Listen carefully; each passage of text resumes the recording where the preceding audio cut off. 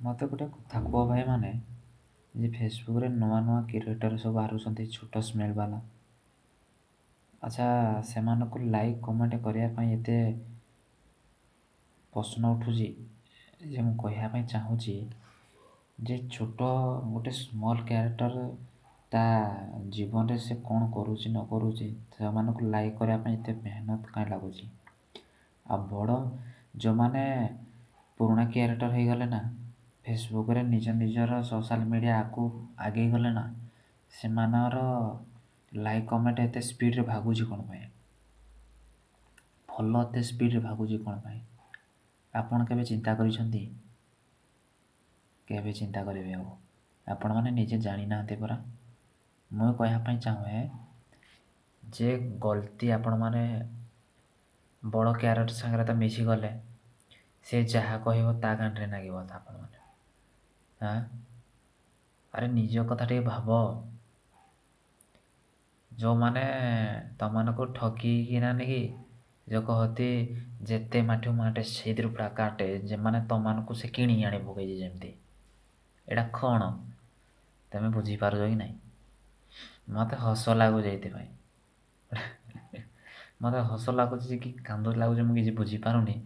ଯେ ଆପଣମାନେ ଜାଣନ୍ତୁ ଟିକେ ଯେ ବଡ଼ ବଡ଼ କ୍ୟାରେକ୍ଟର ମାନେ ଯେଉଁ ଫେସବୁକ୍ ଆଇ ଡ଼ି ଖୋଲିଛନ୍ତି ସେଟା 20,000 25,000 ଲକ୍ଷେ ଲକ୍ଷେ ଟଙ୍କା, ମାନେ ତାଙ୍କର ମାନେ ଏତେ ଫଲୋର୍ସ ବଢ଼େଇ ଦେଇଛନ୍ତି।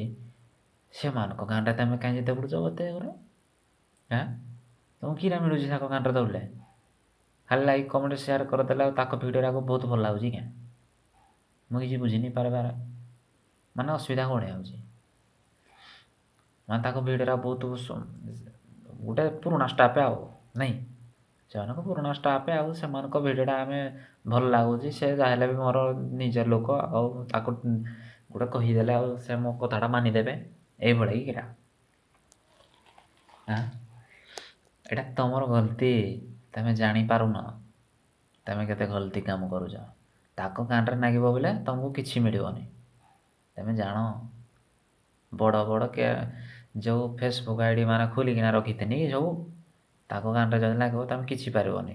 ମୁଁ ତ ଜାଣୁଛି ନିଜେ ଆଉ। ଆମର ମୋତେ ତ ମୁଁ ଆମେ କାହିଁକି ଫସିକିନା ରହିବୁ କ'ଣ? ଆମେ ଠିକ୍ ତ ସବୁ ଠିକ୍ ଭାଇ। ଯିଏ ଫସି ପାରୁଛି ଫସ, ନାମ ନେବ ଲାଷ୍ଟରେ ହାଣି ମରେଇବ ଆଡ଼ୁ ସମସ୍ତେ। ମୋ କଥାଟା ଯାହାକୁ ବାଧୁଛି ସେ ଯାହା କହୁଛି କହୁ, କମେଣ୍ଟ ଦିଅ ଭାଇ। ମୁଁ ତ ଚାହୁଁଛି, ମୁଁ ଚାହେଁ ତମମାନେ କିରା ଭାବୁଛ କି ଆମେ ଡରିକିନା ରହୁଛୁ ଭାବୁଛ କି? କିଛି ଡରା ଡରି ନାହିଁ ଏଥିରେ। ବଡ଼ ବଡ଼ କ୍ୟାରେକ୍ଟର ଆସ ନା, ଯାହା କହୁଛୁ କୁହ, କମେଣ୍ଟ କର, କାହିଁକି ହେଉଛି? ହ୍ୟାଙ୍ଗ ହେଇଯିବ, ଦେଖ ହ୍ୟାଙ୍ଗ କର ତ ମୋବାଇଲଟା ଦେଖ ମୋର, ହ୍ୟାଙ୍ଗ କର କି ବ୍ଲକ୍ କରିଦେବା ପାଇଁ ଚାହୁଁଛୁ? କାହାର ଦମ ଯିବ କର ତ ଦେଖିଆ। ମୁଁ ଏଇଟା ଭାବୁଛୁ ମୁଁ କିଛି କରିପାରିବନି, ବୁଝିଲ କି?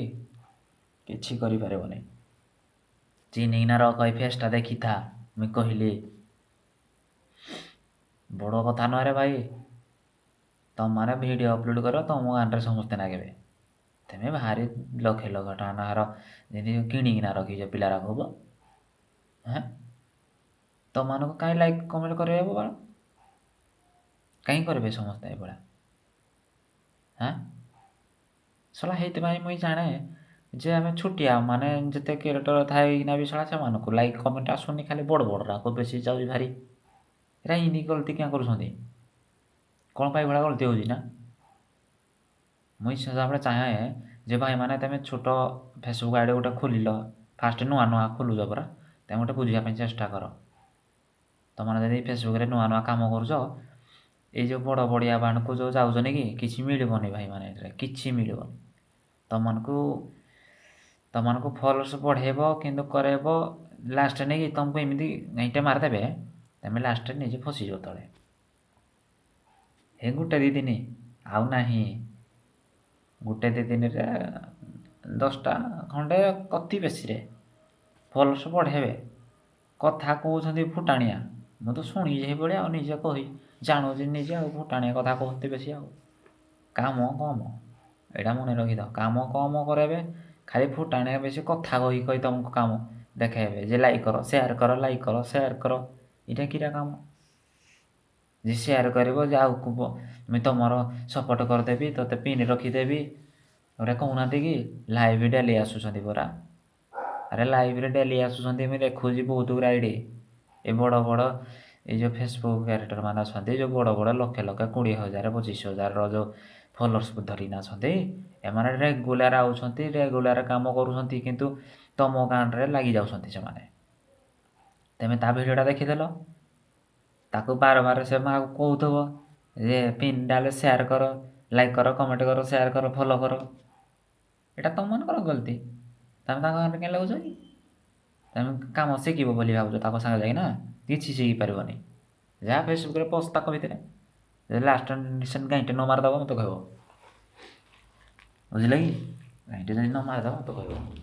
ମୁଁ ହେଇଥିପାଇଁ ଚାହେଁ ଯିବାର ଯାହାର ମନ ହେଉଛି ଯଦି ତାକୁ ଏତେ ତୁମର ଇଚ୍ଛା ଏତେ ସୌଖନୀ ହେଉଛ ତୁମମାନେ କାମ କରିବା ପାଇଁ ତା ସାଙ୍ଗରେ ଯାଇନା ବି ସଜ ଏଇଟା ବଡ଼ ଜିନିଷ ନାହିଁ ଭାଇମାନେ। କାମ କରିବା ପାଇଁ ଚାହୁଁଛ ଜ ଦୌଡ଼ିକିନି ତୁମର ଇମିଡ଼ିଏଟଲି ଯ ତ ଏଛେଣେ ଜାରା ଖାରା ହେବ ଜଲ୍ଦି ଜଲ୍ଦି ତୁମେ ଜାରା ଖାରା କରିବା ପାଇଁ ଚାହୁଁଛ ସବୁ ଜ ଆଡ଼େ। ବୁଝିଲ କି?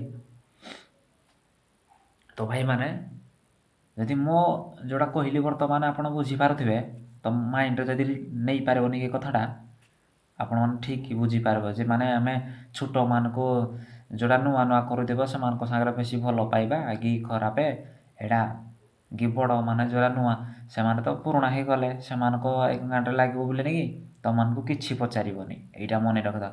ସେମାନେ ଯେଉଁଟା ବଡ଼ ବଡ଼ 20,000 25,000 ଫଲୋ କରିକିନା ରଖିଦିଏ ତ ଦେଖୁବ ତ ତାକୁ ଆଇଡ଼ିଟା ତୁମମାନଙ୍କର ଫଲୋଅର୍ସ ଅଛି କି ହେଟା ସେଠି ଚେକ୍ କରିବ ଲିଷ୍ଟ ଚେକ୍ କରିବ ତୁମ ନିଜ ଫଲୋଅର୍ସ ଅଛି କେବେ ଦେଖିଦିଅ ହେଡ଼େ ଯାଇକିନା ଯେ ତୁମକୁ ସେ ଫଲୋ କରିନା ରଖୁଛି ତା ଗାଁରେ କେନ୍ ଲାଗୁଛ। ଯଦି ତୁମକୁ ସେ ଫଲୋ କରିବନି ତୁମେ ତା ଗାଁରେ ଲାଗିବାର କାରଣ କିଟା ତା ଭିଡ଼ିଓ ଦେଖିବ ଡେଲି ତୁମେ ନିଜେ ବନେଇକିନା କରୁନ ତୋ ନିଜ ଭିଡ଼ିଓ ଯଦି ତୋର ଏତେ ଦମ୍ ଅଛି ତୋ ନିଜ ଭିଡ଼ିଓ ବନା ନିଜ ଫଟୋ ଛାଡ଼େ କାମ କର ଯଦି ଗାଁରେ ଦମ୍ ଅଛି ଆସ ସମସ୍ତେ କାମ କର ମିଳିମିଶି। ମୁଁ କାହିଁ ବି ଚାହେଁନି ଆରେ ଆମେ ଅନୁଗୁଳ ଟୋକା ସମସ୍ତେ ମିଳିମିଶିକିନା ଆଗେଇ ଯିବା ଏଇଟା ବଡ଼ ଜିନିଷ ନାହିଁ। କାମ କର ଆଗକୁ ବଢ଼। ଯଦି ଭାଇମାନେ ମୋ ଭିଡ଼ିଓଟାକୁ ପସନ୍ଦ ଲାଗିଥିବ ତୁମମାନଙ୍କୁ ବିଶ୍ୱାସ କର ଲାଇକ୍ଟେ ନିହାତି ମାର ଆଉ କମେଣ୍ଟ ଭଲ କିନା ଚାପିକିନା ଦିଅ ଯେମିତି ମୁଁ ଜାଣିପାରେ ଯେ ଭାଇମାନେ ତୁମେ ଠିକ୍ କମେଣ୍ଟଟା ମାରିଛ ଆଉ ସମସ୍ତେ ଶୁଣୁତୁ ଏ କମେଣ୍ଟଟା ସମସ୍ତଙ୍କୁ ବାଜୁ କାନରେ ଚୁଣ୍ଟା କରିଦେଉ ତୁ କି ସେ ଯାହା ହେଇଯାଉ କିନ୍ତୁ କମେଣ୍ଟଟା କାନଟା ଫାଟିଗଲା ଭଳିଆ କମେଣ୍ଟ ବାଜୁ ତ ମୁଁ ଜାଣିବି ଠିକ୍ ପିଲା ତୁମମାନେ ସବୁ ଅଛ ହେଲା ଭାଇମାନେ। ବେଷ୍ଟ ଲକ୍ ଭାଇମାନେ।